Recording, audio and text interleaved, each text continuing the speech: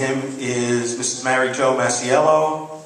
For the other seat, we have Mrs. Janine DiGirolamo, Mrs. Kathleen Curtin, and Mr. George Marine. And at this point, I will turn it over to Ms. Hughes.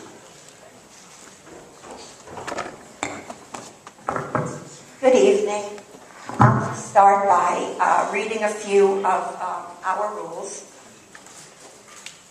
Each candidate will be given 3 minutes to make a presentation stating their qualifications and their reasons for running. When the 3 minutes are up, the timekeeper will ring a bell to signify that the sentence must be completed. All questions will be written on index cards that are going to be distributed to you and brought up here, where they will be reviewed and selected. In answering the questions, each candidate will have 1 minute to get, each candidate will have 1 minute. I'm not reading this. We will start answering the questions with the first candidate, and the second question will then be answered by the second candidate. This way, each person has a time to go first and also a time to go last. Please hold your applause until the end, this being in the interest of time. We would like as many questions answered as possible. The closing statements will be 2 minutes each, and they will be answered, or they have the opportunity to rebut something, and that will start in reverse order with Mr. Marine. So we can begin right now with each candidate taking the 3 minutes to make their presentation.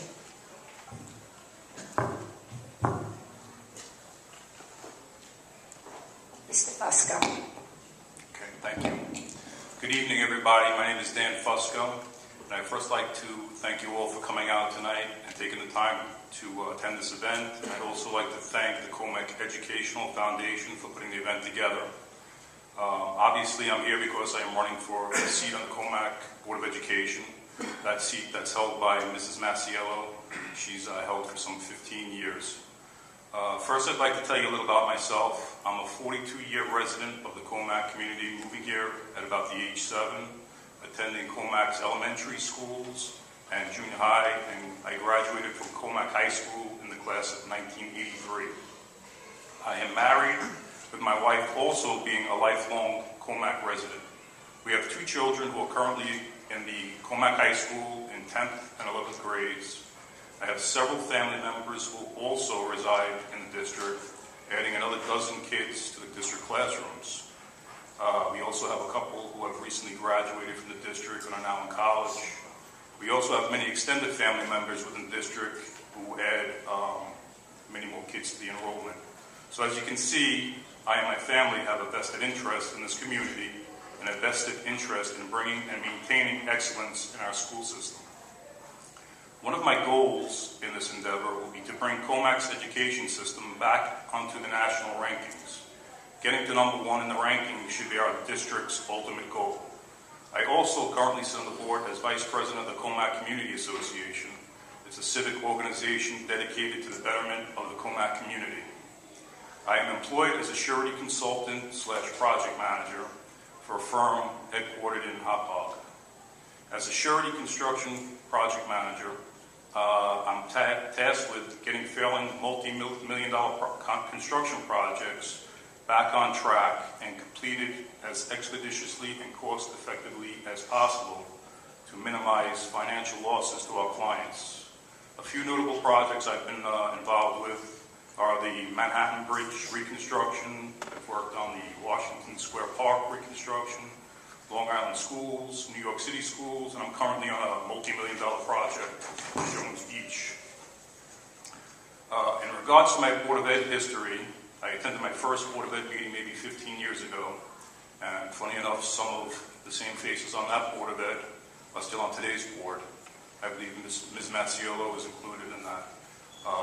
The arrogance of the board meeting I witnessed that night put a bad taste in my mouth, and for the these meetings, and like the majority of the community, I did not attend another one until around 3 years ago.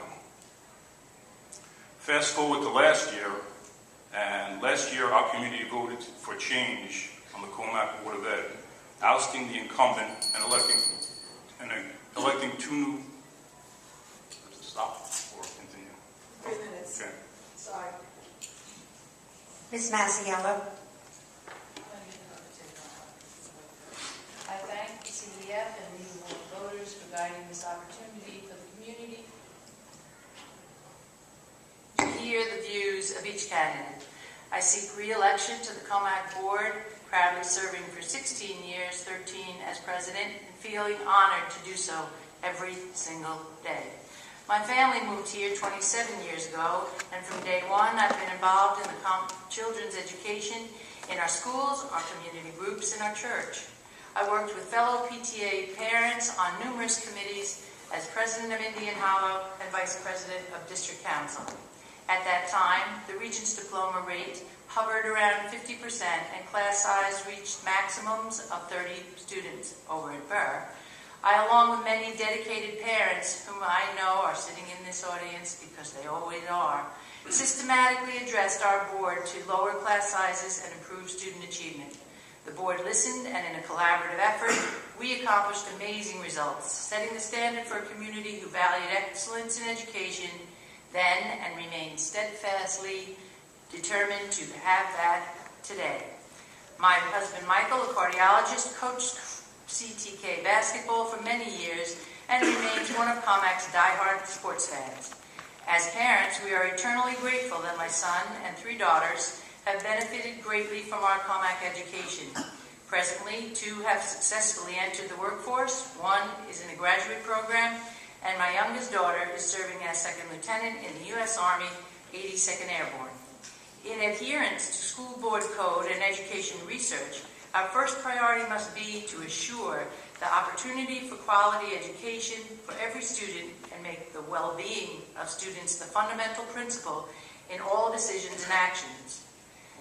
That code calls for each member to act as part of an educational team with mutual respect, civility, and maintains that the strength of a board is acting as a board, not as individuals.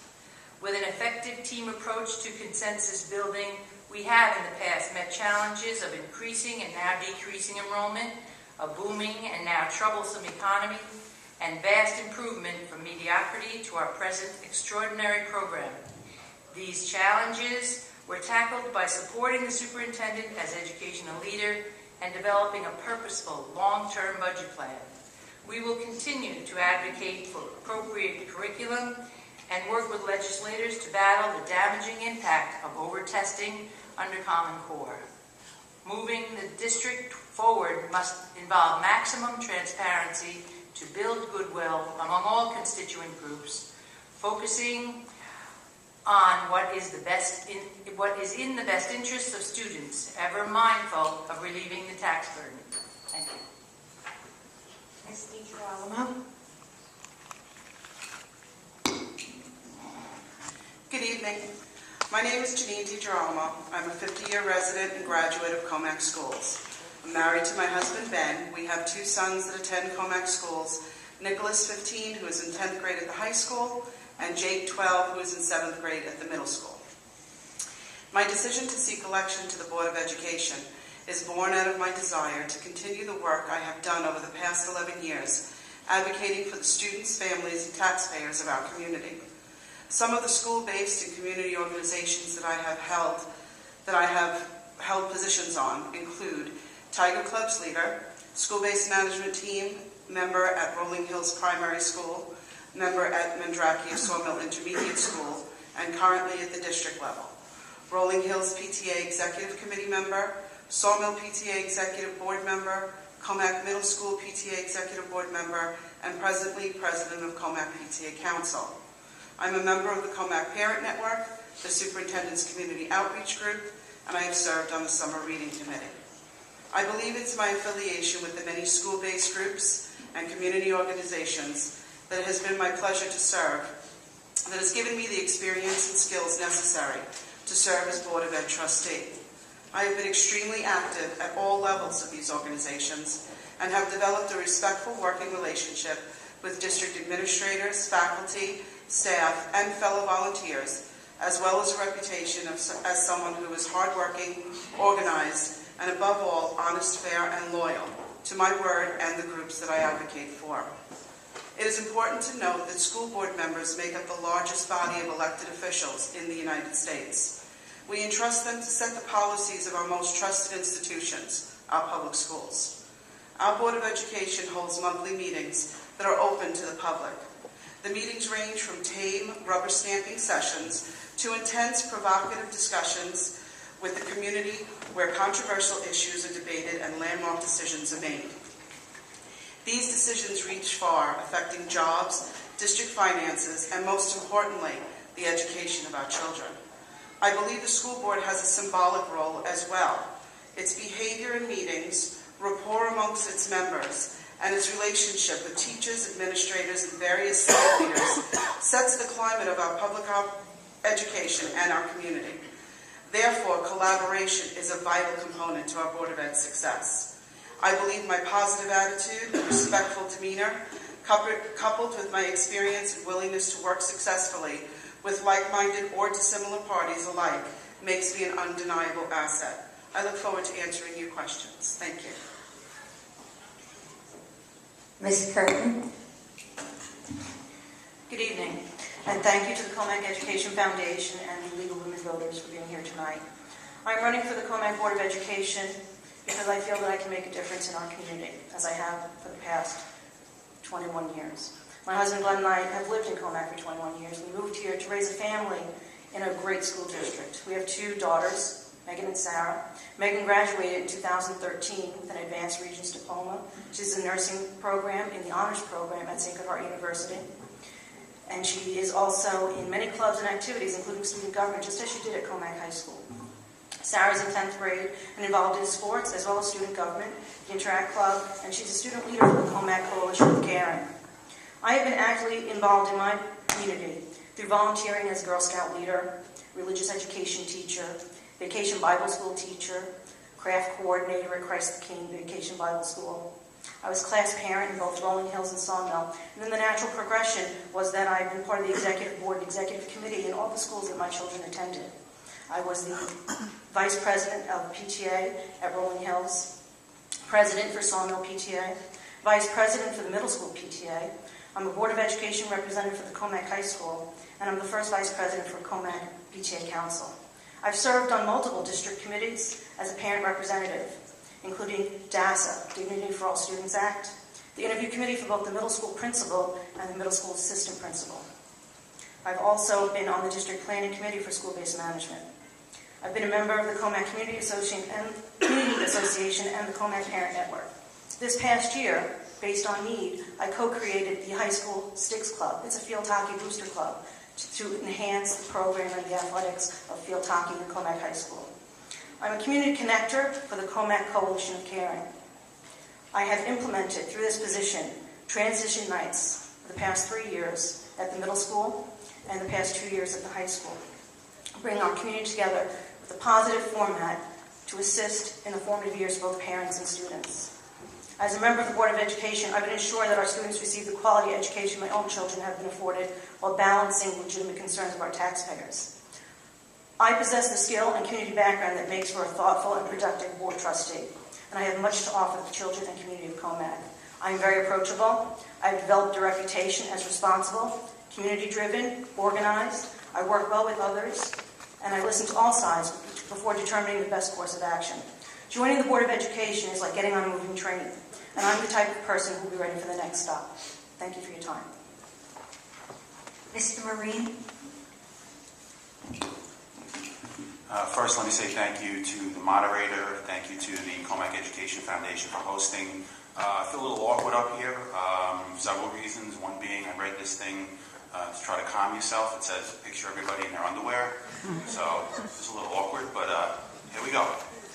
Retired Nassau County Correctional Officer. I have 2 children, a daughter in 8th grade at Commack Middle School, who's an honor student. She plays multiple sports. I have a son in 3rd grade special education class at Sawmill. lived in Commack for just about 16 years. We have an excellent school district, a great community. I'm involved in many different areas of the community. I'm going to choose not to list all the things that I've been involved in that was on the Courier. Instead, I'm going to choose to go a different way with this.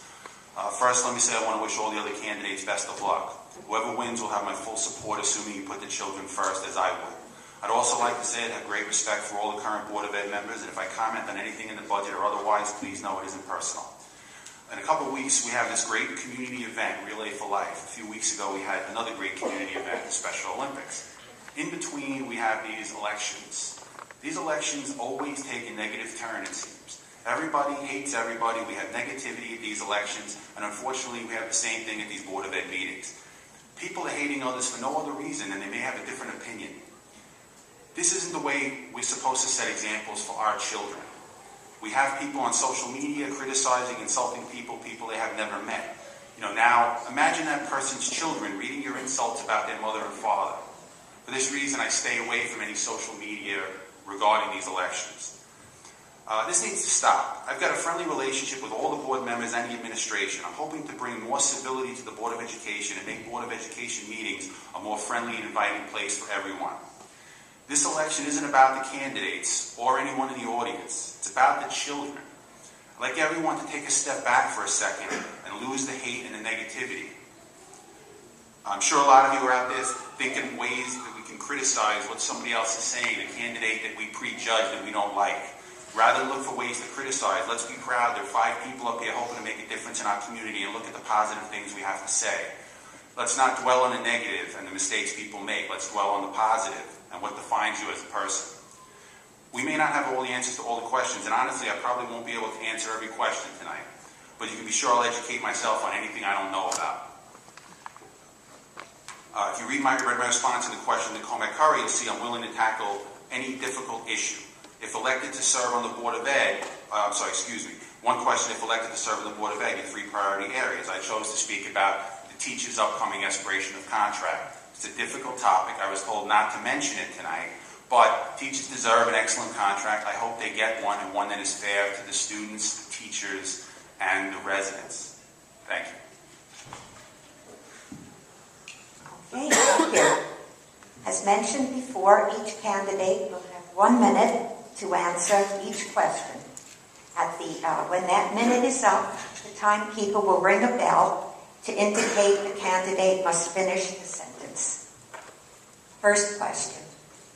What is your view on increasing the size of the board? Buska. That was an issue last year that was put up for a referendum during the voting season. And my view is that additional people on the Board of Education, I don't think it hurt. I think when you have additional minds and additional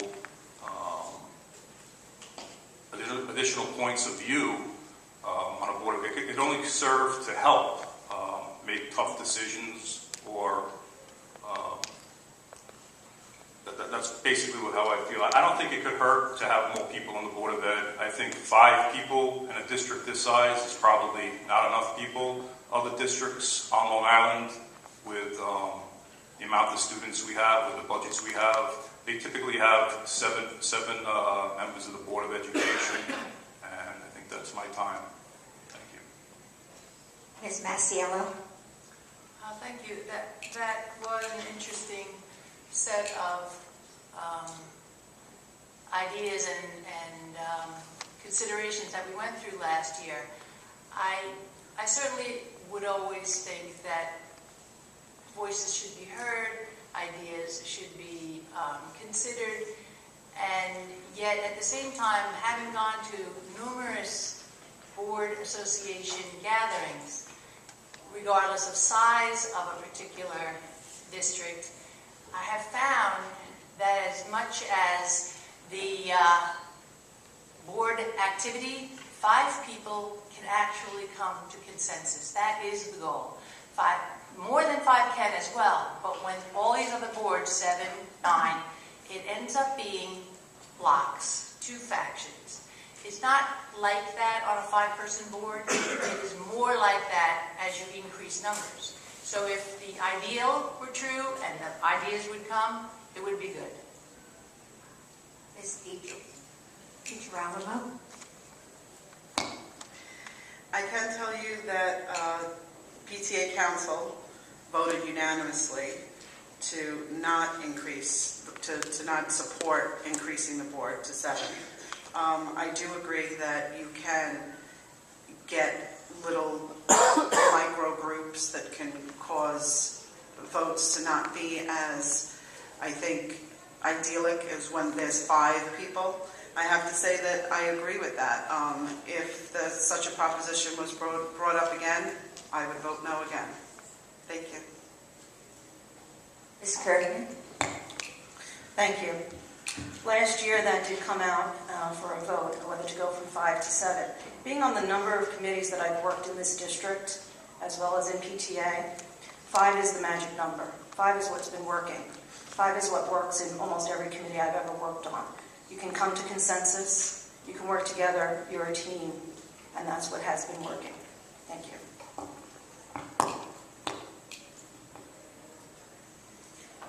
Ms. Marie? I see both points of view on this item. I do believe I probably would vote for increasing the board, but it's not something that it's set in stone in my mind. One reason I might vote for it was to get more ideas, new ideas in the board, and to make it less likely for a group of 3 to take control of the board for a long time, to come up with their own ideas and be less likely to take heed of residents' opinions. That being said, it's something that probably needs more discussion, but I probably would vote for it if it did come up. Thank you. Okay, we have a second question, and we're going to start that with Ms. Masiello. What is your view on term limits for board members? It's an appropriate place to start with me. Well, I believe in the democratic system. I believe in the way that boards were set up. If someone chooses to be on a board, regardless of the person or the seat, they should run for the board that particular year with those people that are there at the time being their chosen seating. I do not think term limits should be forced, and therefore I make that more of an artificial democracy. The idea is the community decides. Everyone here decides to vote yes or no each time someone runs. So I would leave that to be an unspoken and undetermined amount of time. Ms. DiGirolamo? I also agree that it should be on an election-by-election basis.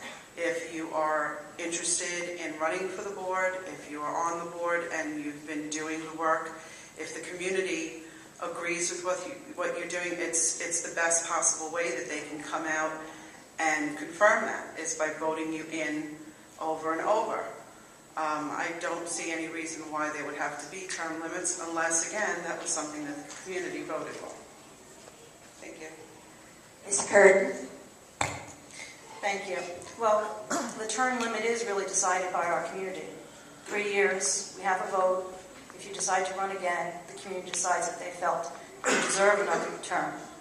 With that being said, I believe that we do not need term limits. Mr. Marie? Part of me believes that term limits aren't a bad thing. You know, maybe 9 years, something in that range. Only because sometimes I could see and how they have term limits in the city, and other certain political positions have term limits, so as the elected official doesn't get too close with the people who he works with, for example, union officials and so on. It could become an issue. Do I think it is here? I don't. We voted. We don't have term limits. So as long as we don't have them, I don't know if it's something to come up for a referendum. If it did, it's something to be addressed then. But right now, do we need it? That's something I really don't know. It can go both ways. My feeling on that one, I'm really not 100% sure we need term limits. Okay, the third question will begin with Ms. DiGirolamo. Do I get this? Mr. Fusco. Oh, I'm so sorry. No problem. Okay. Go last. My feeling is somewhat like Mr. Marine's. I can go both ways on it. Term limits for elected officials outside of the school board, where they're paid and there's unions involved and they could build a war chest. I could see having term limits for a school board, which is basically a volunteer position. I could also see it in the sense that a board member can align themselves with certain parts of the groups that are more likely to vote and get voted in year after year. So maybe a 9-year term, like Mr. Marine said, would be something to consider. And I believe that Commack at one point did have term limits, and for some reason they disappeared. I don't know the history behind it, but at one point I believe we had them, and somewhere along the line they were disbanded. So. Okay, third question will begin with Ms. DiGirolamo. Some of the media rankings are based on standardized testing. Do you believe in standardized testing? There are so many different types of standardized testing. I do not believe in standardized testing to judge our teachers. I don't believe in that.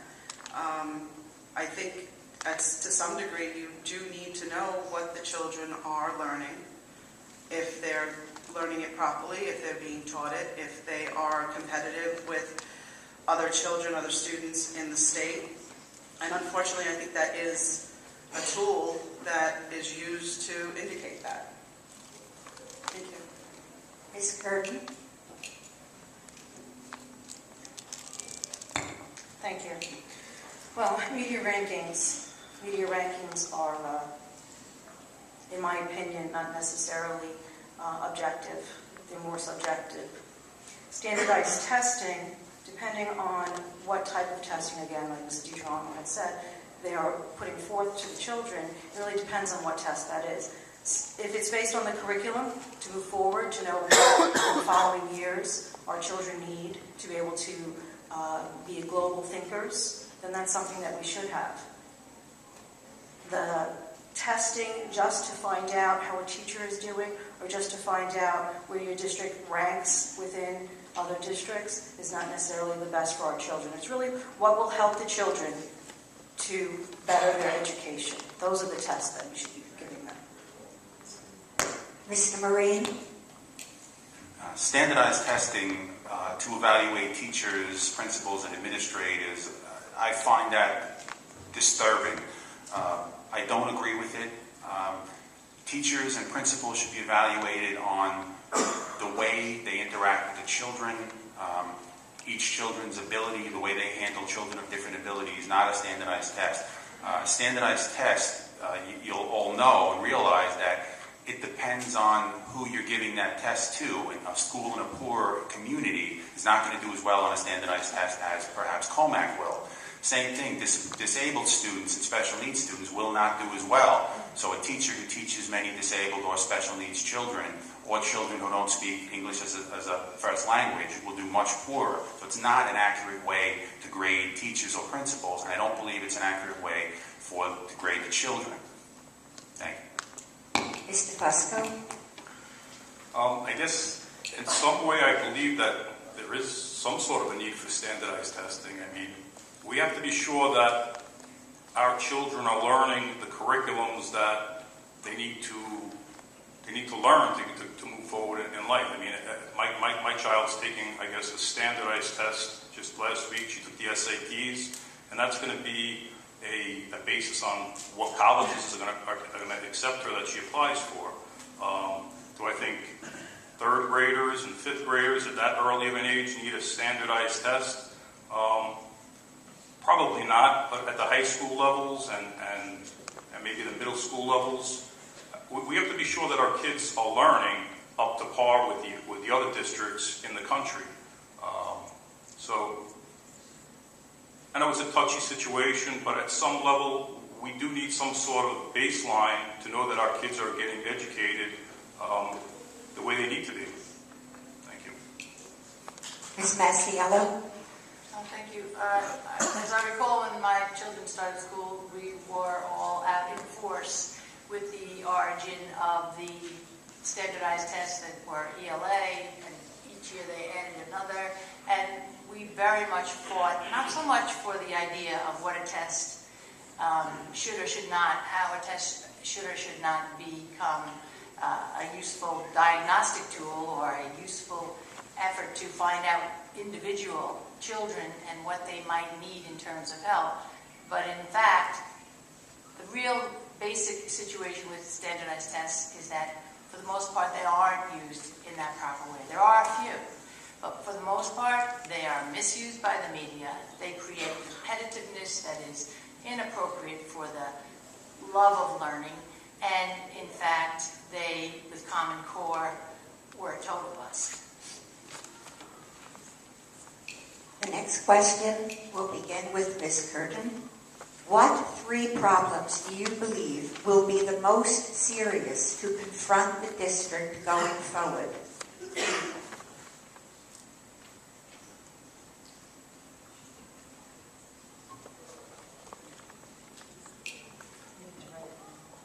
Can you repeat that?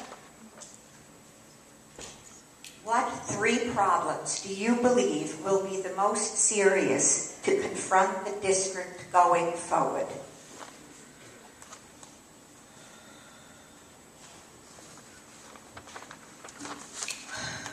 Okay, 3 problems confronting our district.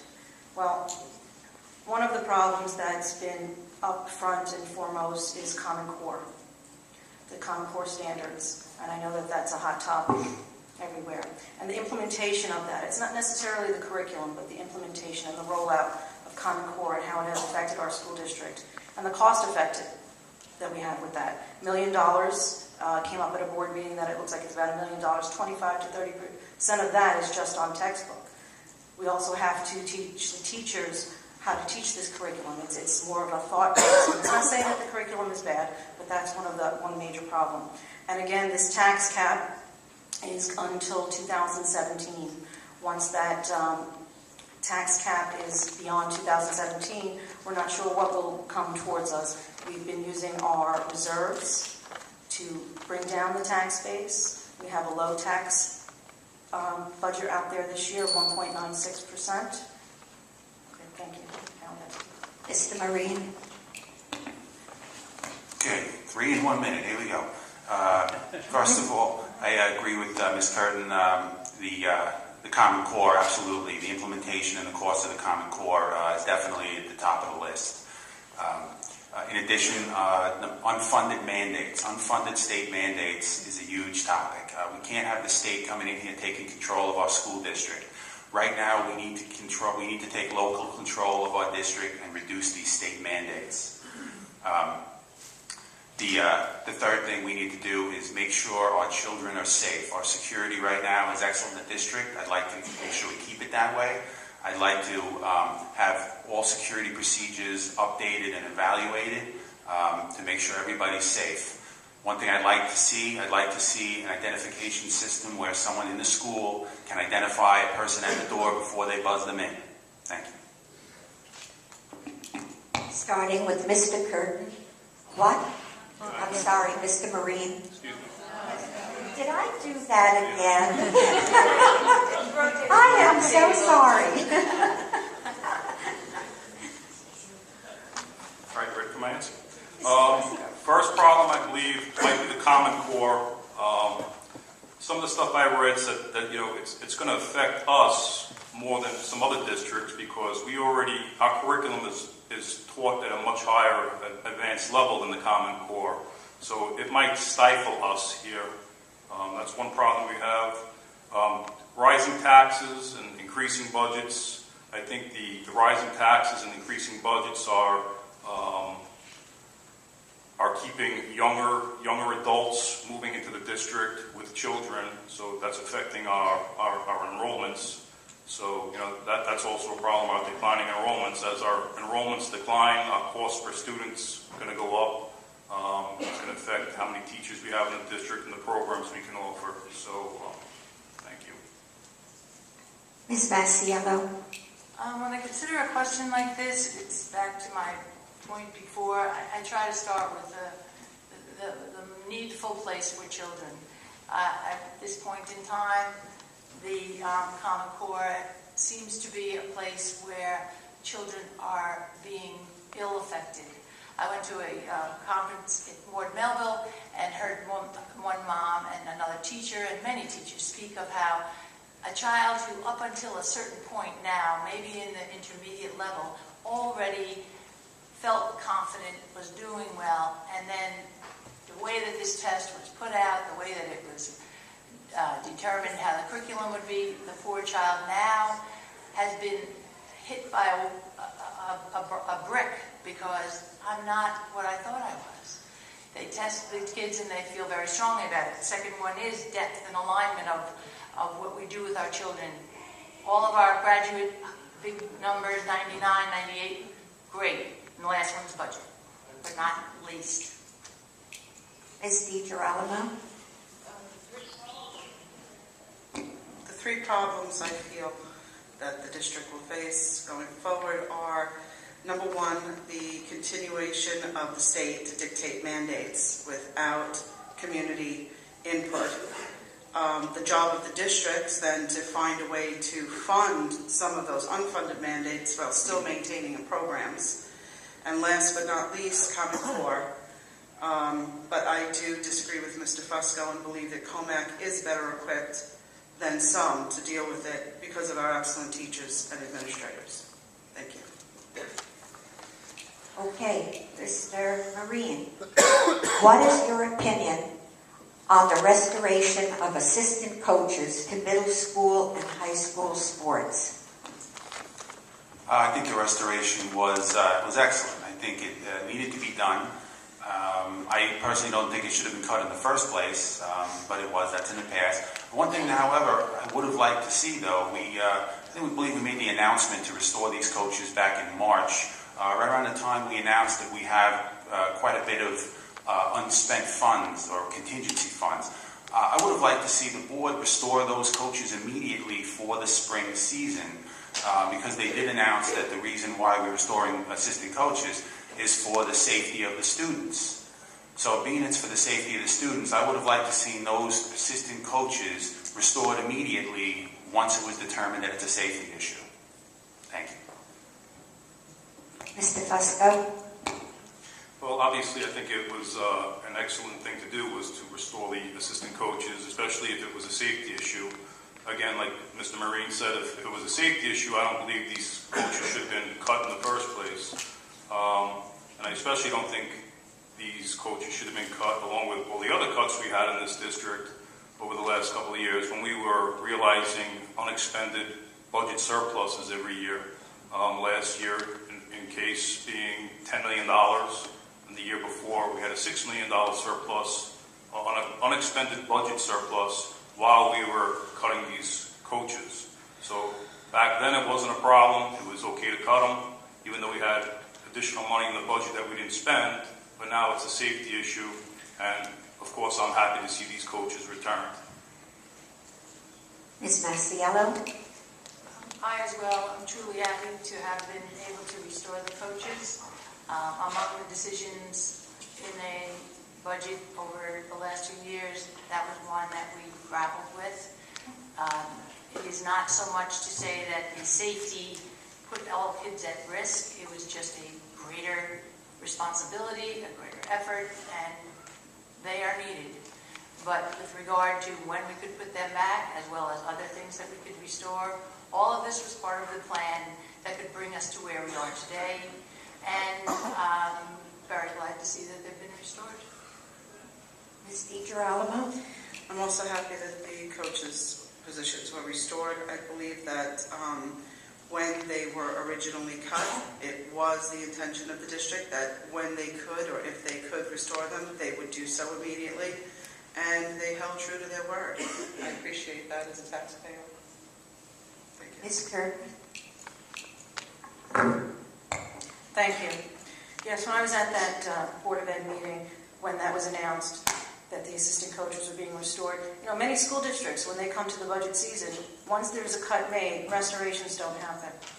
And the fact that Commack could come to us and say, we have a 1.96 tax levy, and we're still going to restore assistant coaches, really gave me, I lost my thought for a second. It made me feel better that I supported our budget in all the previous years. Thank you. This question is a very long one. Marion Carl, in 1969, one of the originators of the PTA in Commack, signed over her home and property to the Commack School District. Her will states that school children and residents will use the farmland barns for educational purposes and start a museum with the artifacts in her home dating back to the Civil War. At this time, if elected, will you strive to comply with Carl's will? What will be your plan? Mr. Fusco? I don't agree with the school district trying to sell off the Marion Carl farm to a developer. I don't think we need any more developments in Commack. Mrs. Carl's will was clear. She gifted this farm to the school district so that the children could use it, and for a few years they did. That the school district did use it, but now they've let it fall into disrepair.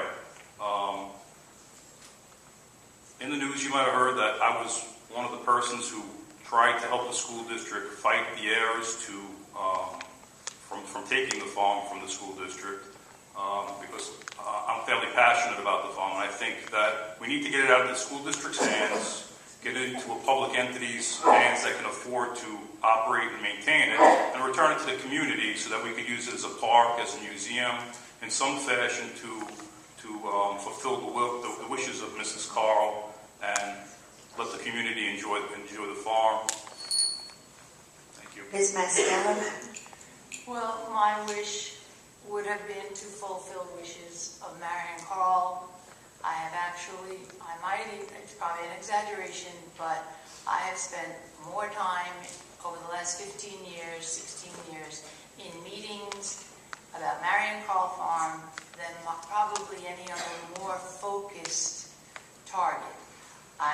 We have sat with the Huntington, we have sat down with Smithtown, we have sat down with Ambulance Corps. We have over time tried every way we could to do as Mr. Fusco said, find someone that could help us support a program. My children as well were part of the BOCES opportunity. They were in that farm. They visited the house. They visited the barn. It was wonderful. But if I could find anyone who could help the district not take tax dollars away from children's education, I would, again, work harder than ever on that. Ms. DiGirolamo? I think something else that needs to be considered with Marion Carl Farm is that it was 1969 when she willed this property. Many years have passed since then. Many trustees have come and gone. There's a lot more to this matter than just the issues that we struggle with today. Unfortunately, this property over the years, because of cuts, federal, state, local, there is nobody to step in and help the district.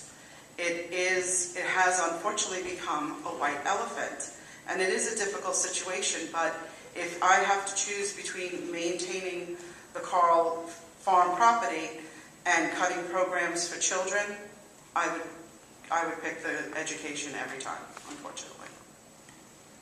Ms. Curtin? Thank you. 4 years ago when this came up to sell it to the holiday organization, the information that was put forward, without everything in front of me, I didn't feel like I could make a valid decision as to whether to sell it for that amount of money and have development in our community. So I voted no at that point. Marion Carl did want our children to benefit from this. My children did not. That stopped in 2000 after BOCES could not maintain it anymore. The school board really needs to work with the town historical societies to preserve our past while not applying any pressure or any more undue stress on our taxpayers. Thank you. Mr. Marine? I believe sometime in the next month or two, a court decision is coming down regarding Marion Carr Farm and whether the district has to adhere to all the details of the will. Assuming they do, if they do have to adhere to the details of the will, I do hope in some way it can be preserved, but cost-wise, that may be another thing. If the district does not have to adhere to the details of the will and the property completely reverts to the Commack School District, I'd love to see it be used as a park, a museum. If that house cannot be restored and it's a financial burden, maybe one way to look, if it was reverted back to Commack, would be to see if maybe a couple acres of that property could be sold maybe to a sporting association to put fields on or some sort and use that money gained from that to restore the home into a museum for the children. Thank you. Next question.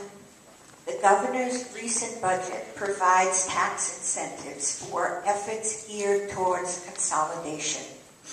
Next year, where do you stand on that issue? Ms. Masiello?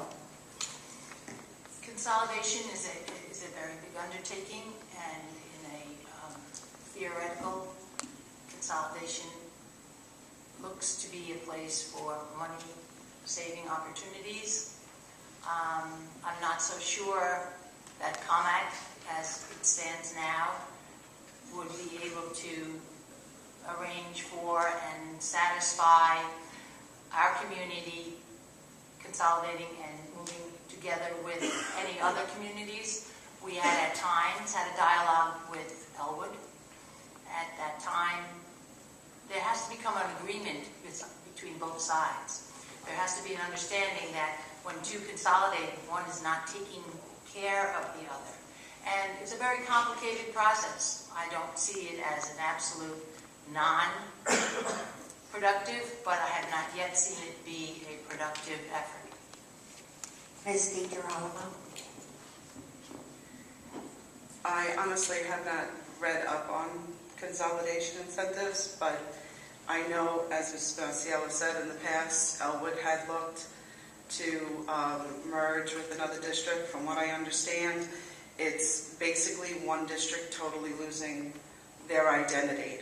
Commack is a very large district. I don't know how we would then bring other children, other people into the district and still be able to give them the quality education when you would grow it to such a size. I mean, it's already large to begin with, so I really don't know how that would work. Thank you. Ms. Curtin? Thank you. I haven't read the tax incentives on this consolidation recently. I was researching, but could not find specifics, and I don't want to speak to anything that I don't have the specifics on. I do remember when Elwood was looking to consolidate. They are a very small school district. We are a very large school district. Our children's education should come first, and we as a district have been doing that for many years. If consolidation would work, and that's something that we review and have solid information, that it would be beneficial to both parties, that's something I would certainly be open to. Again, can't make a decision without having all sides and researching everything. Thank you. Mr. Marine? I agree with Ms. Curtin. I mean, this is an issue that needs a lot of study. I haven't read up a lot on it, but looking at a large school district and a small school district, the kids have to come first, and I don't know whether they'd be able to come first trying to implement this kind of huge undertaking of combining two school districts. I don't know. If it was looked at, as Ms. Curtin said, if it was looked at, we looked at it, and financially, and there were no problems with the students, and we realized we could do this at no impact, and no negative impact to the students, yeah, then I'd probably be for it. Thank you. Mr. Fusco? I really don't see how a large school district like Commack could consolidate with another school district. If you look at our surrounding school districts, like Hauppauge is another large school district. The next one is Smithtown. That's another large school district. So I don't really think it would work for us. So I don't know how the tax implications would affect us. For smaller districts like Northport and East Northport, very small, combining those two, that could possibly work for them. But that goes back to the point of this year's budget, where we increased the tax levy by 2% because we think we're going to get a refund of the 2% taxes that tax levy that we're raising. If next year we don't do this consolidation, we're going to get a double whammy on our taxes. We're going to have to absorb out of our pocket the rebate that we're getting this year, and we're going to have to come out of our pocket for any increase next year. So you're going to get a double whammy. That's the way I see it. Given that next year's budget will be in the neighborhood of $180 million, what experience do you bring to the table that you believe qualifies you to administer this magnitude of money? Ms. DiGirolamo. Can you just repeat the question one more time, please? Given that next year's budget will be in the neighborhood of $180 million, what experience do you bring to the table that you believe qualifies you to administer this magnitude of money? Well, first of all, luckily, the task would be up to the administration, Dr. James and Mrs. Newman, to actually figure out the budget. Once they submit it to the Board of Ed, just like I've done for the past 12 years being involved in PTA, we have budget meetings, we're presented with the budget, we analyze it, we vote on it, we decide if we want to support it. I would basically do the same thing that I've been doing as a taxpayer and a PTA volunteer, just as a trustee, and I would be more responsible for the decision. Ms. Curtin? Thank you. $180 million, that's a very large amount for a very large school district. I'm very community oriented. I have a neighbor on one side who's a senior citizen on a fixed income. I have neighbors on the other side that have a 3-year-old and a 1-year-old looking to get them into our schools, and they want them to have the education that they deserve. I will think of every single one of those people and all the people in the community with every decision I make in this type of budget. Our liaison meetings with the superintendent and his office, as well as all the workshops, give us as much information as we need to be able to work for our community. That's what we need to be here for. As a trustee, we are here for you. We're here for our community. Being out there in the community and learning what our community wants. And that's what I would do. Mr. Marine? Well, actually, none of us up here, I don't believe, are qualified to personally manage $180 million. If we were, at least for me, I wouldn't be sitting up here looking for a non-paying position with this kind of stress. So, that being said, this is why we have an outstanding financial staff in this district. We have Dr. James, we have Ms. Newman, and other staff that are on call, and they will do these kind of budget. Yes, we're here to oversee it and give our input, which of course I will. But as far as being qualified to manage $180 million, no, I'm not qualified to manage $180 million. But I will do the best for the district, for the children, for the community, with my input to the budget. Thank you. Mr. Fusco? Oh, Mr. Marine's kind of correct. The board isn't going to manage on a daily basis the $180 million budget. That's for the administrators. They get paid quite fairly for doing that. But also, of the $180 million, 75% of that is payroll. So that knocks $135 million right off of the budget. That's weekly paid to custodians, teachers, whatever. So that's $135 million. And in my daily life, I work on construction projects that are multi-million-dollar projects. So I'm not saying they're $180 million projects, but the level of management required for those projects is much greater than somebody who sits on the Board of Education would require. But I think my expertise in running those projects would help greatly in seeing what could be tweaked to help the administration do possibly a better job. Ms. Masiello? It was interesting because I think every single answer basically covered the division of responsibility that the board oversees with regard to the budget. I mean, first and foremost, the superintendent is our CEO. He is the guide, although we hire him. He's our guide to fulfill the community wishes for the education of children. He helps us define and determine. Then we have our professionals, wonderful professionals over the years, Dr. Feldman, Laura Newman, who understand what each and every item costs. Clearly, much of the budget is not even up for determination other than it must be paid. And in the bottom line, those who sit and say, what will this mean to individual community members? Not personal individual community members, but how will it impact the community? Pull that all together, and that's the role of the school board.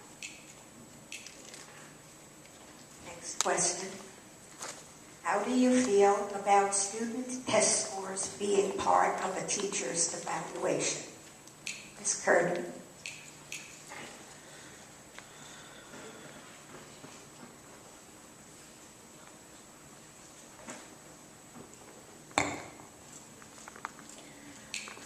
Teacher evaluations based on student scores. In one classroom, depending on whether it's a special ed class, a regular class, an AP class, an IB class, all these different types of classes, is not necessarily a way to determine if the teacher is doing their job, and that's how they should be scored. Each student is an individual, and the teachers work with these students. They work very well with the students. And I think that if you look at our school district and how we bring these students to the level of education that we have, that our teachers are doing their job. Mr. Marine. I completely disagree with evaluations being tied to test scores. Teachers, if they're going to be evaluated on test scores, they're going to teach just to that test. They're going to teach the... For that to be the be-all, when the teacher is doing an excellent job, is absolutely negative to education. We have wonderful students whose test scores might not make someone else so proud of their accomplishments as we have many very excellent academic students, but for that child, accomplishing a certain level of assessment level on a test is a miracle. Ms. DiGirolamo. I believe that the state needs to do a better job at coming up with an evaluation process for teachers. I take offense that they feel that they have no problem putting the onus on the students in order for them to provide information to the state about how the teachers are performing. It's not an evaluation that should be taking place in the classroom. Thank you. Ms. Curtin.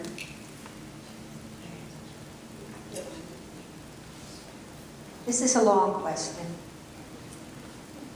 Commitment to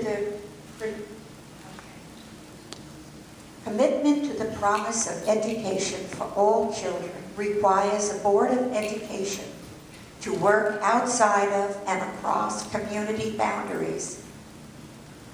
How will you advocate for our schools and students outside of our school district, regional, state, and federal, so that all students' needs are met? That would be Mr. Marine to start. Well, as far as advocating at the state level, that's something the board we'd employ Dr. James to do. As board members, we're not going to actually go to the state to advocate for the children. If I could, believe me, I would. As far as actually doing it, that's something that the superintendent of the district, he's the one who will be going to and advocating with the state legislator and to the state. Thank you. I got to say, I agree with George. It's not something that I believe that the Board of Education is going to do. They're not going to get on a bus and go up to Albany and advocate. And we're going to have our professionals that we hire do the advocating for our school district and do whatever they need to do with government officials, whether it's getting grant money, making changes that our community wants for the Common Core, whatever it might be, that's our paid professionals' obligation. That's what they get paid for.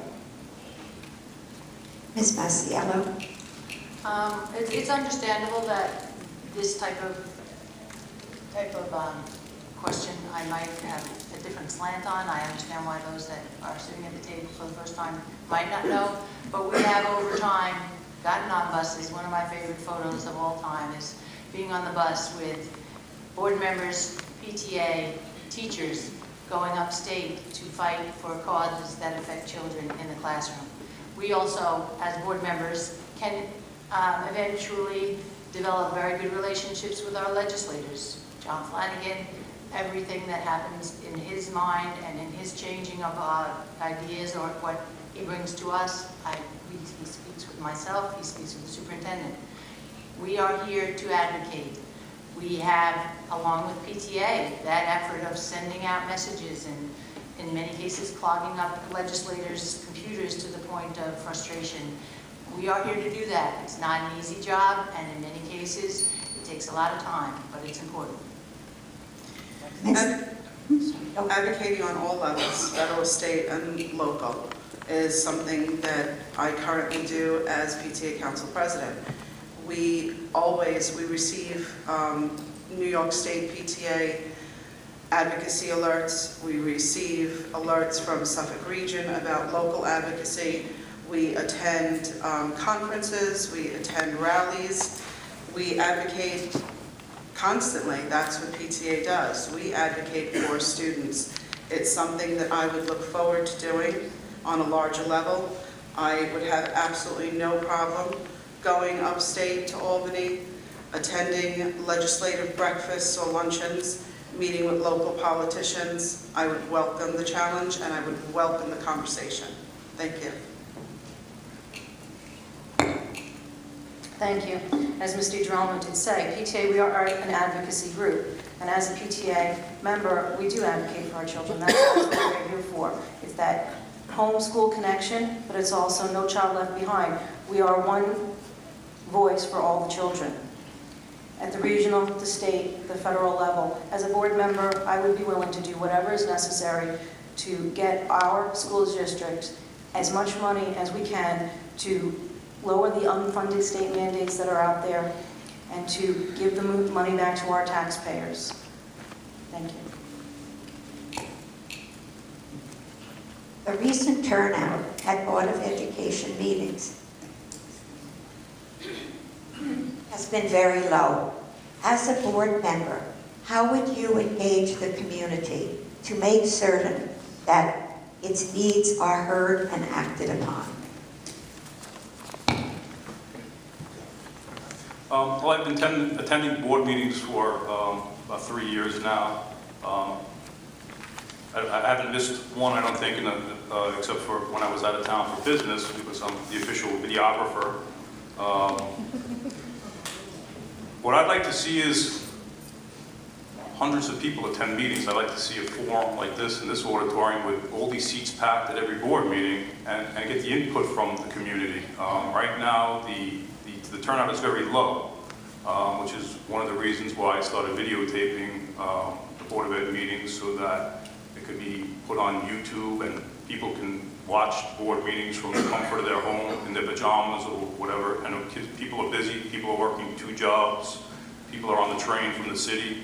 So that's one of the other things that I'm advocating the school board is to put the videotapes of the complete meetings on the website, the school website, so that anybody who wants to watch it can watch it if you cannot attend. Thank you. Ms. Masiello? Over time, the population attending meetings ebbs and flows, and of course, in this particular time, very busy parents, often working extra jobs, difficult winter for sure.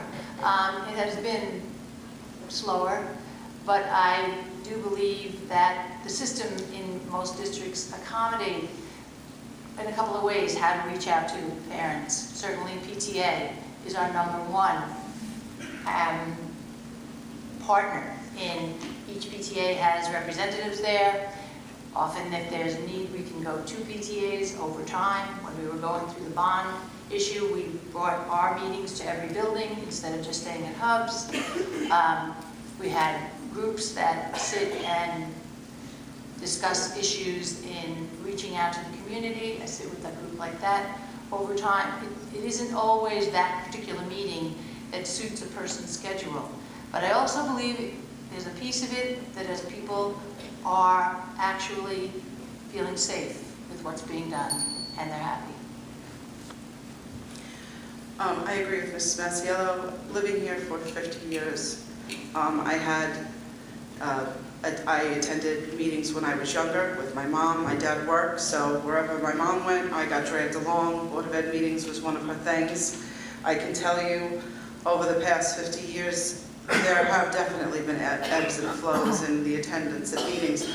I don't necessarily believe that just because there isn't a high turnout at a Board of Ed meeting, that the community at large is not being informed. I think there's so much information available. I think Mrs. Lynch does a wonderful job of getting the word out whenever possible on all kinds of issues. PTA does a wonderful job.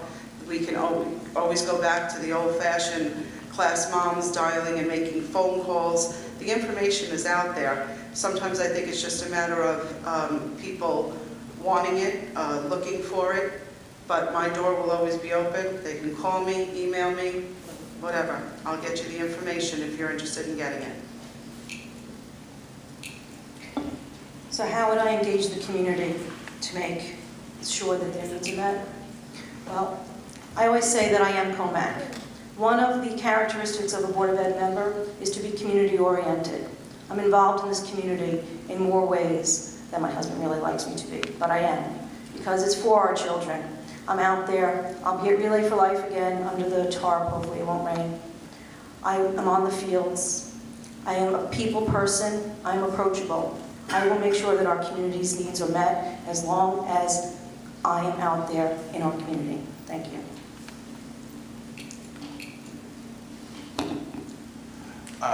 I agree with pretty much all the comments. One thing I'd like to say, I think one of the reasons we have low turnout at the Board of Ed meetings is due to the length of the meetings.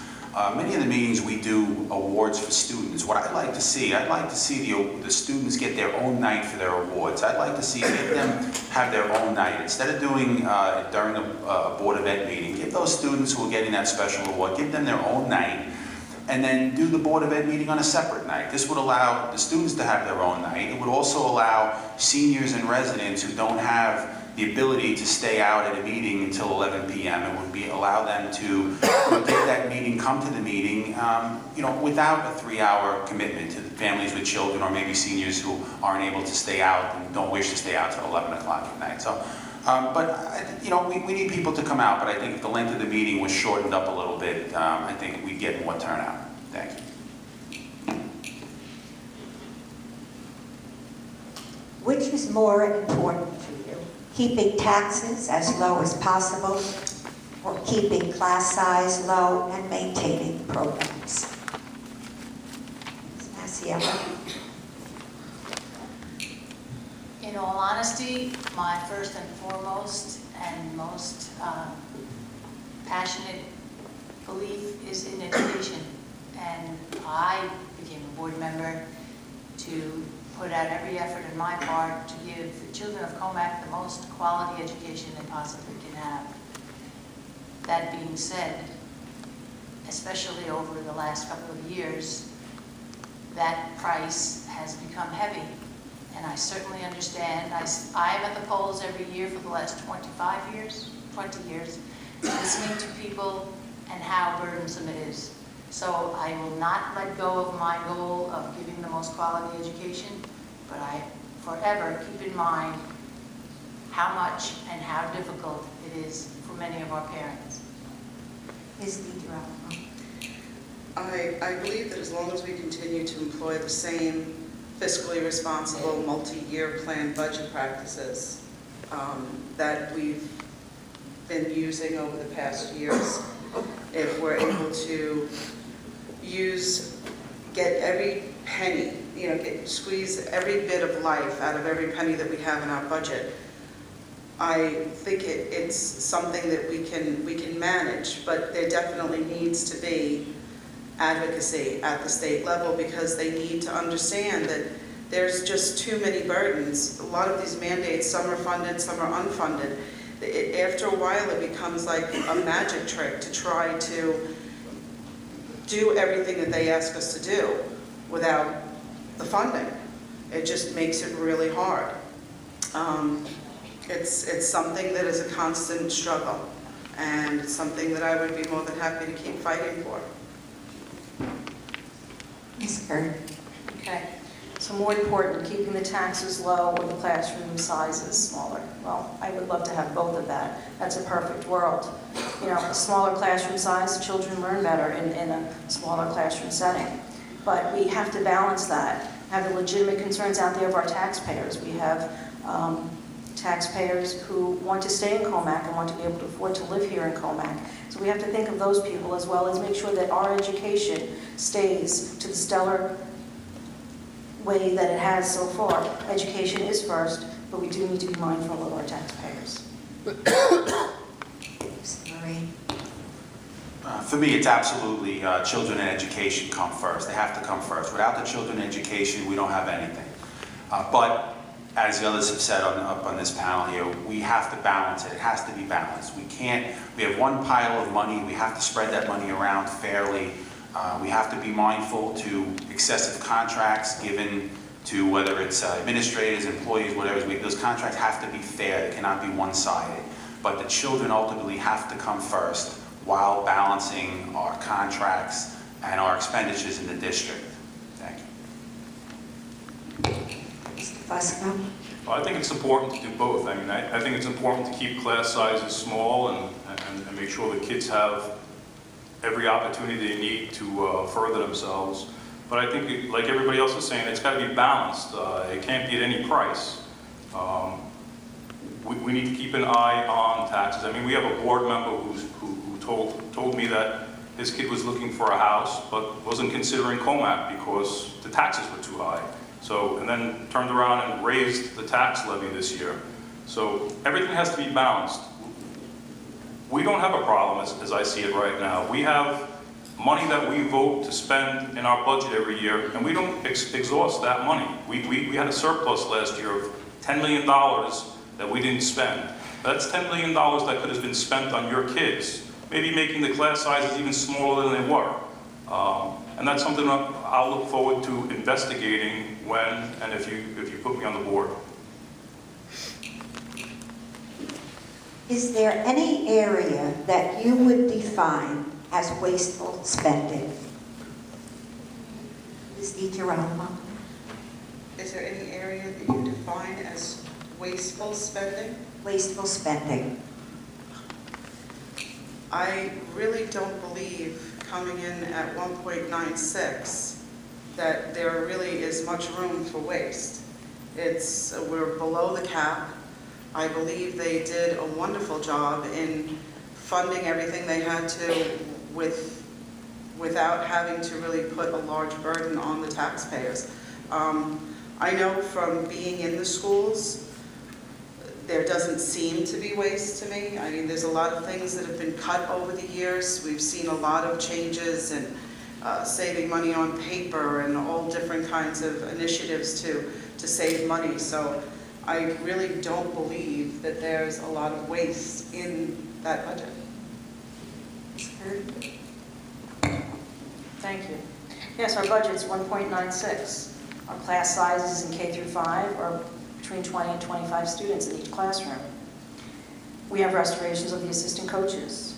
We have added security personnel, the security equipment, cameras, the save phones in all the schools now. That's added security. We have all of that in place in this budget. So at this point, from what I've been through, all the budget workshops, line by line, listen to Dr. James and Mrs. Newman, and I do not see any wasteful spending. And as Ms. DiGirolamo said, when we go into the classrooms and we're in the schools, we're here, we're in the trenches. We don't see any waste, and I believe that our children's education is what comes first. Thank you. Mr. Marie. Currently, no. I don't see anything going on, any waste in this district. I agree with Ms. Curtin and Ms. DiGirolamo. They both said it very well. We have an excellent budget. We have a low budget. We have excellent staff handling this budgeting process. In the past, there were some things I didn't agree with, sure. Currently, no, I don't have any problem. I don't think there's any waste. I don't see waste. I'm in the schools, I'm on the fields. I don't see any problems with the current budget or any waste. Thank you. Mr. Fusco? I'm not aware of wasteful spending taking place right now, but I believe some of the hot issues from last year, and they continue this year, they might be called abuses of trust. Last year, one of the hot issues was the hiring of a new secretary for the superintendent at a starting salary of $106,000. Well, that was just the tip of the iceberg, because we come to find out that after 5 years, just 5 short years of employment, this secretary is going to be entitled to lifetime health insurance. Now that's money that's going to come straight out of our school budget. That's not coming from the state retirement fund. That's going to come out of Commack schools' budgets for the rest of her life. So when we vote every year, a portion of that money is going to be paying for lifetime health benefits for somebody who put 5 years into this district. Wasteful? Maybe not wasteful, but abusive, I believe. Ms. Masiello? We were at a budget presentation the other night, and we were speaking about 183 is a large number, and those dollars are many. But every single dollar is decided where it's going to go. Some has to go, some has a certain level of decision to it. With every single dollar, some people will agree with how that dollar is spent, and others will not. We believe we start with a zero-based budget, which means, unlike companies that you might have been used to over time, you have given a budget and they say, well, I better spend it because I won't get that budget next year.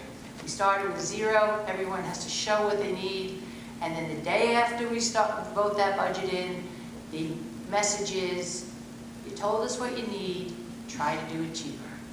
So if I look at waste, I think we've made an extra effort to not waste. Besides the bigger picture, the energy program is giving us back those dollars. We couldn't control waste, and I think we're in good shape. Next question. How do you define the success of a school? Ms. Curtin.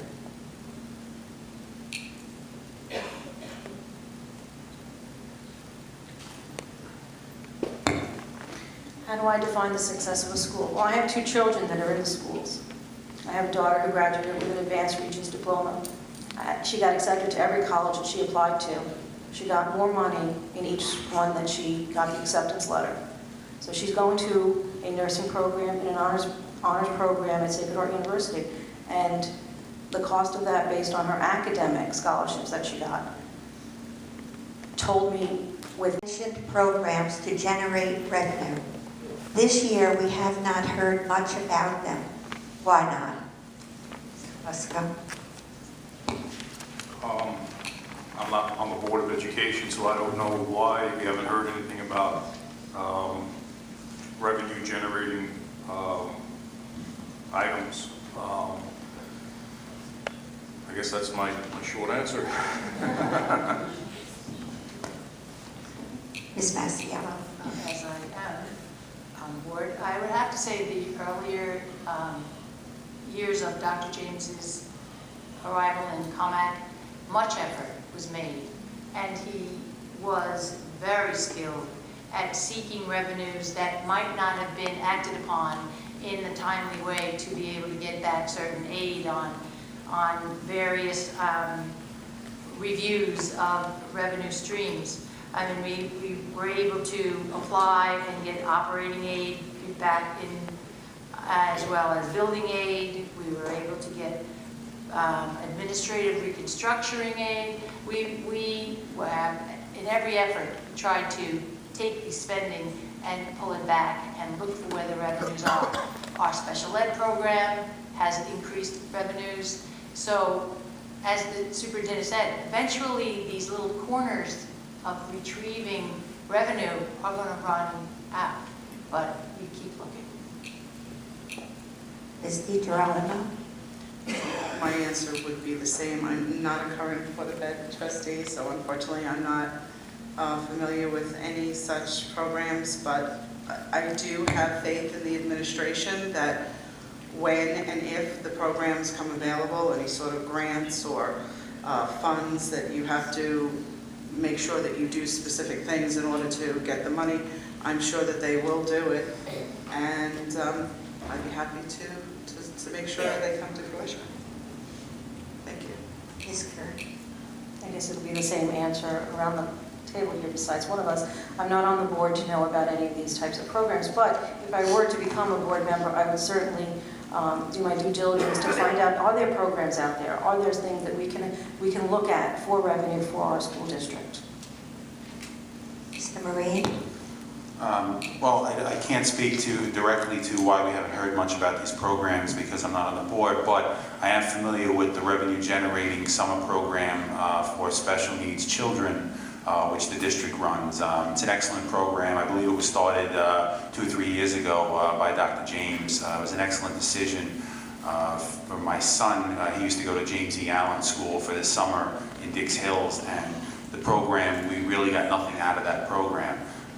As it turns, Commack started this program. It's a revenue-generating program over the summer. I know many children from other districts come to this summer program, and it does generate revenue for the district. It was a terrific idea by Dr. James for this, and it's run by an excellent staff of Commack teachers. Thank you.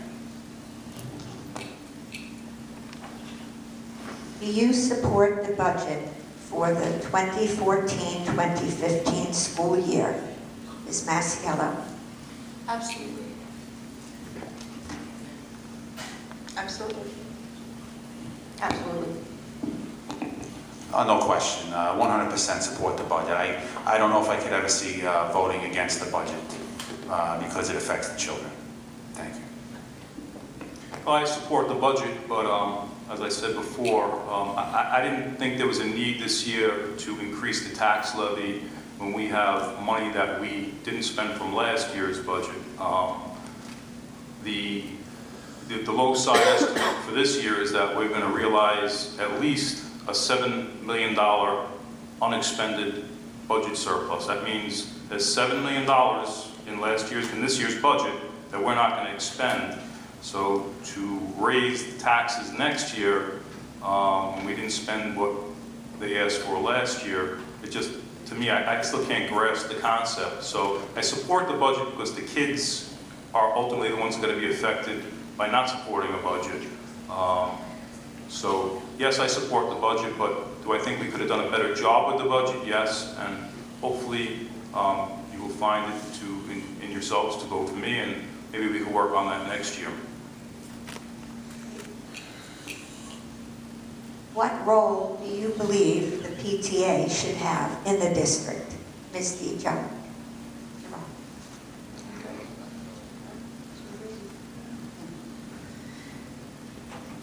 I believe the role of the PTA is in every aspect of the school district.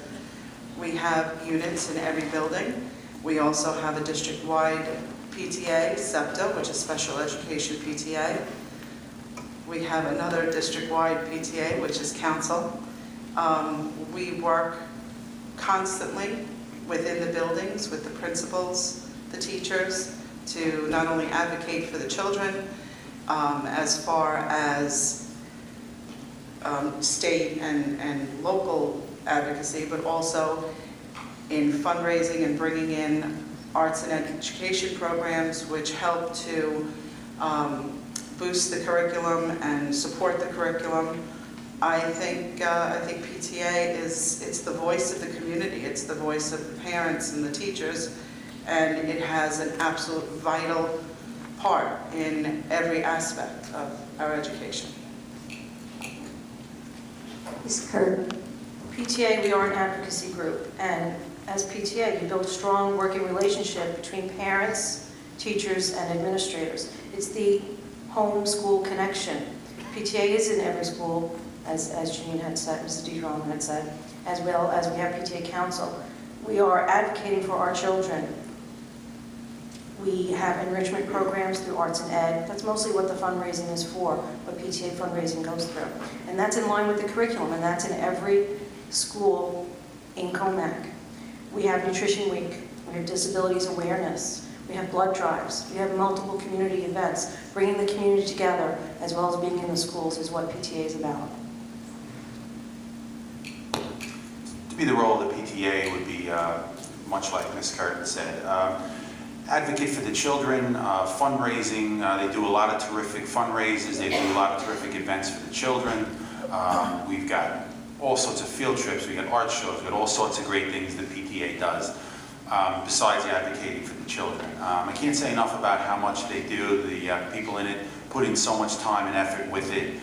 It's truly appreciated by all the children, and I'm sure the teachers and all the parents as well. Thank you.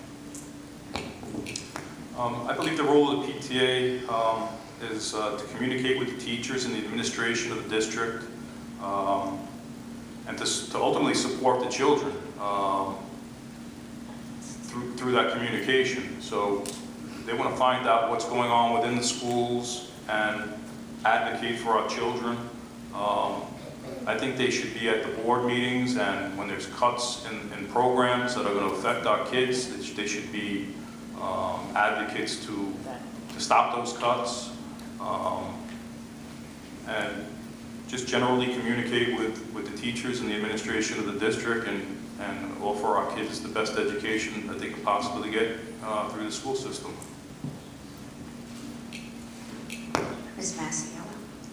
Well, all that has been said about what our PTA does and what our PTA should do, I do believe is what makes our particular Commack PTA one of the most forceful and productive that I've known. And I've talked to, as I said many times, when you go to other board functions and you talk to what is your PTA involvement.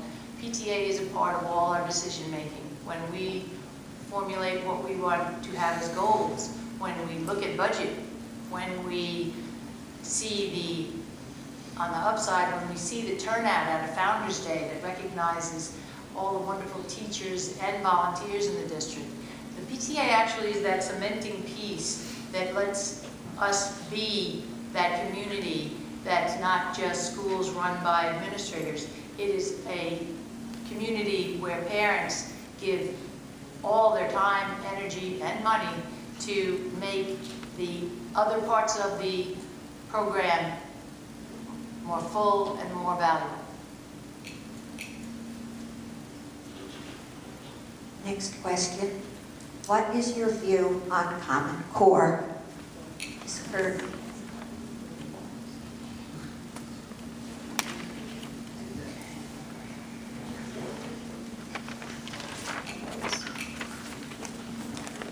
Common Core. It's not necessarily that, from what I understand, the curriculum in Common Core and the instruction. It's really the implementation and the rollout of Common Core and how it's been pushed down to the school districts to say this is what you must do.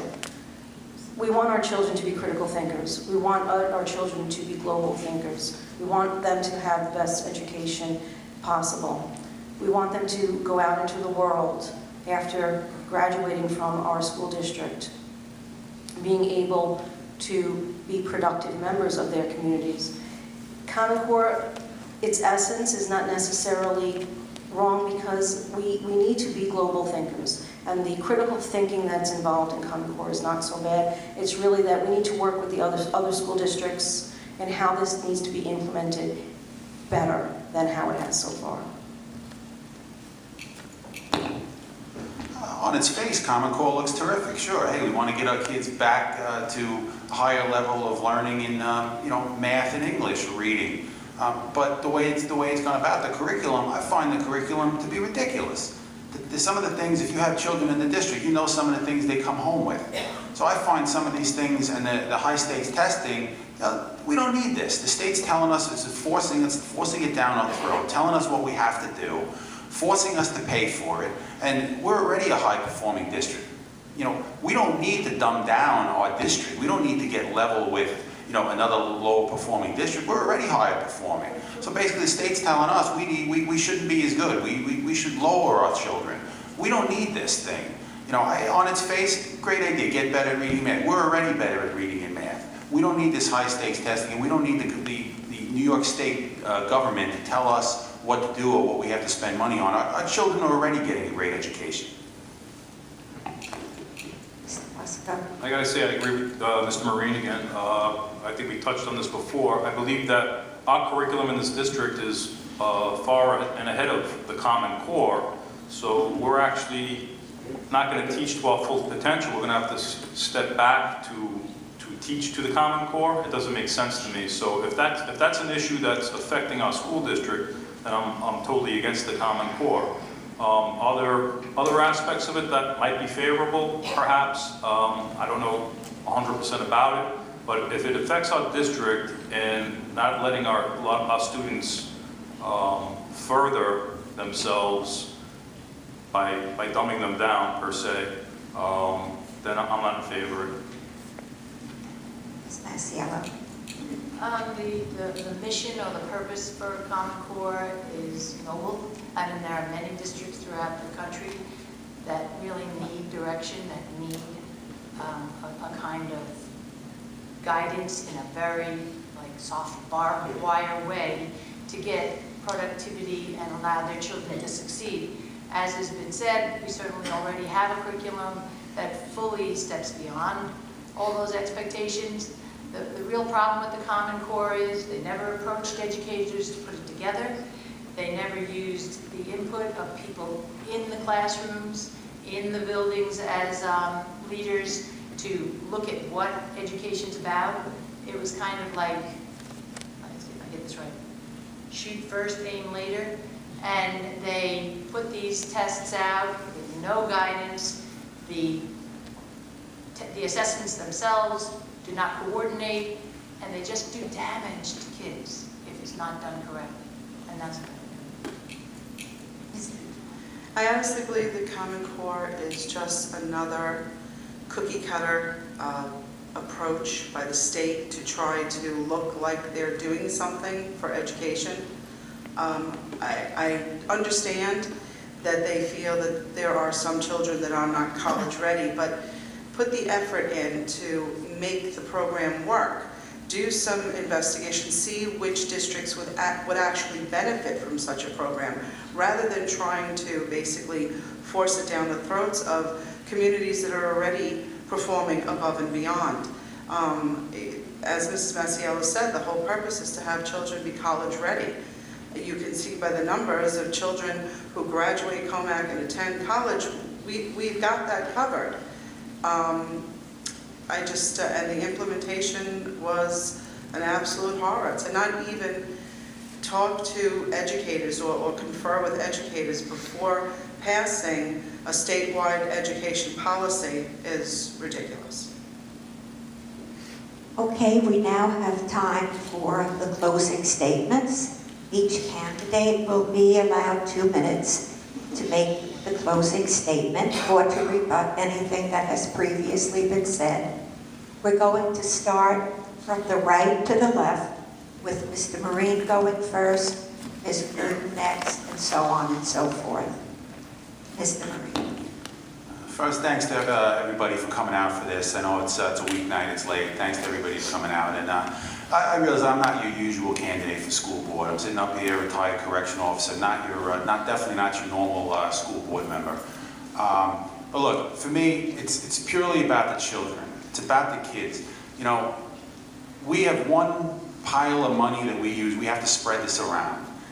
Okay, so they have to come first. Anybody who has children, I assume pretty much everybody out there has got children. You have children, you go and you're having your dinner, and you make sure your kids eat first before you do.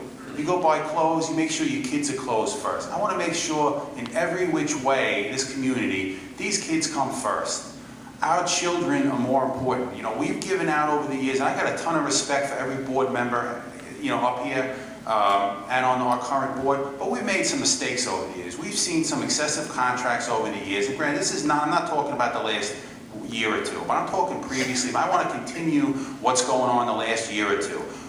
I approve 100% the last year or two what's going on, with the exception of continuing the secretary's contract where she's getting her health benefits paid, assuming that's 100% accurate, and we do understand that. I don't agree with that. That should be taken out, all right? You know, I don't care how good you are, what you're doing, but that, to me, it's not fair to residents, it's not fair to the teachers, and it's not fair to the kids because you're taking money directly from them.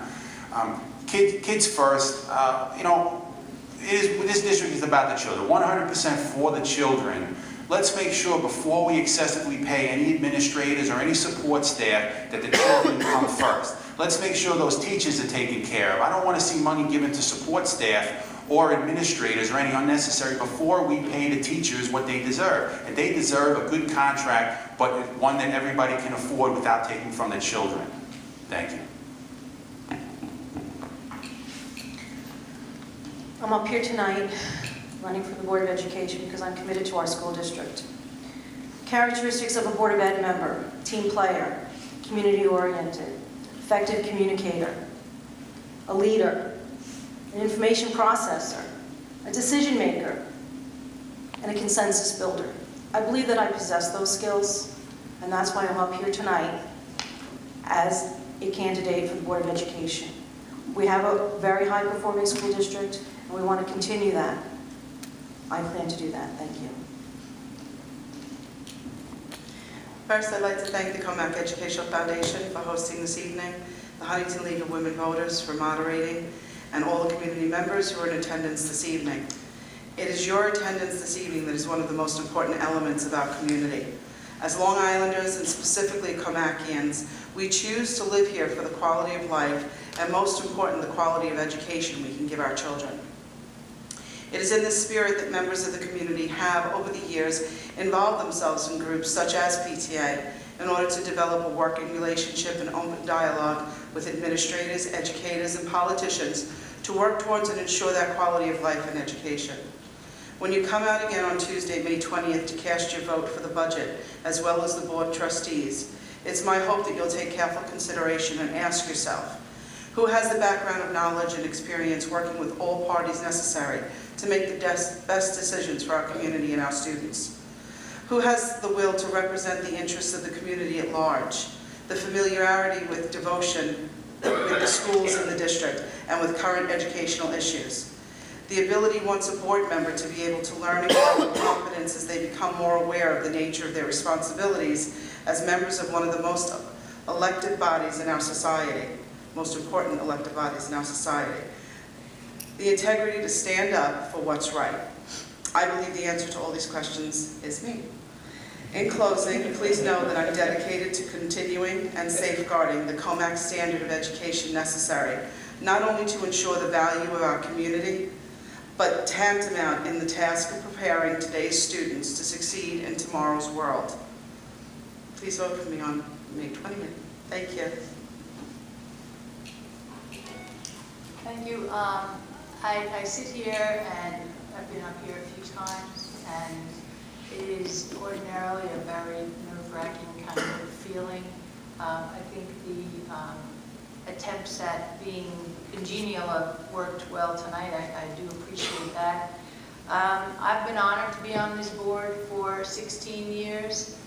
I know that my children have been benefiting to the utmost degree for all the efforts that were put into their education.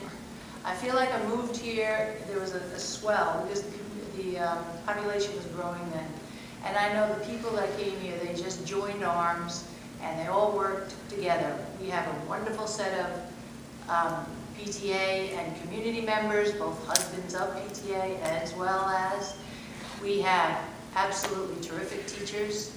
We have hired the best over time, and we have a relationship with our teachers that recognizes what they want to do for education and what we can do to make that partnership work. I have been nothing but proud of every decision that I have made on this board. Not one decision was ever made without considering the times that we were in, the purpose of that decision, and the idea that it had repercussions. All in all, I do believe that you have been loud and a part of a community that really cares about the whole community. I do hope that you will consider the fact that I believe I bring a critical part of that ability to build consensus. I've had interesting board relationships over time, but it's always been to keep the eye on the focus for our kids and try to steer the boat in the right direction, but no, it takes time. Okay. I didn't finish my opening statement, so I'm going to breeze through this closing statement. First, I want to thank everybody involved for setting this up, and also the community members that came out tonight to attend. And I just want everybody to know that I certainly understand the fact that schools are for educating children, and I want nothing more to see every child in our district get the highest level of education that he or she needs, wants, and deserves. We need to be sure that every child that enters Commack's education system gets the full educational experience and graduates with the knowledge to achieve whatever it is in their life that they would like to pursue. In that respect, we need to have a Board of Ed that spends its citizens' tax dollars prudently and also make sure that tax levies are equitable. We need to maintain a flourishing community that young adults with children can afford to move into, so it is important for the Board of Education to be conscious of and maintain that balance between excellence in education and affordability. The other three ladies and gentlemen down at the other side of the table are running against a seat that's vacant. I have an opponent that I'm running to that has a track record, and Mrs. Masiello's track record over the last 16 years needs to be considered. Some of the things over the past 15 years of Ms. Masiello's being president of the Board of Ed, some of the stuff that she's voted on, modifying teachers' contracts in the last year. In the last year of their contract, the Board of Ed gave back a 1.4% raise of a 6.4% raise just to make it 5%. And in giving that 1.4% back, they agreed to a 4%, 5%, and 6% raises over the next 3 years. And that was during the greatest recession that this country has seen in modern history. Mrs. Masiello approved the hiring of the superintendent's secretary that we mentioned before, and, okay, sorry. And with that, I think everybody would like to thank the candidates for a very informative meeting.